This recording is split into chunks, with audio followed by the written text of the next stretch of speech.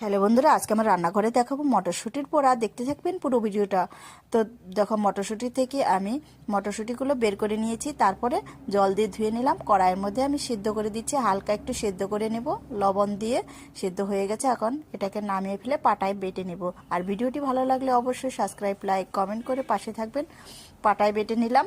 তারপরে দেখো, এখানে দিয়ে দিচ্ছি বেসন, দিয়ে দিচ্ছি চালের গুঁড়ো অল্প, আদা কুচানো, রসুন কুচানো, দিয়ে দিচ্ছি কালো জিরে, ধনের গুঁড়ো, শুকনো লঙ্কা গুঁড়ো, আর জিরের গুঁড়ো, স্বাদ মতো লবণ, হলুদ দিয়েছি, পেঁয়াজ কুচানো আর ধনেপাতা কুচানো দিয়ে সুন্দর করে এটাকে মেখে নিতে হবে।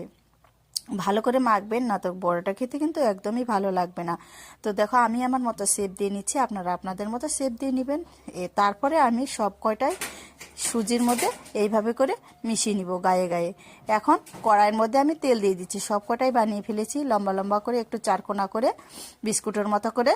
আপনারা আপনাদের পছন্দ মতো করে বানাবেন, তাহলে ভালো হয়।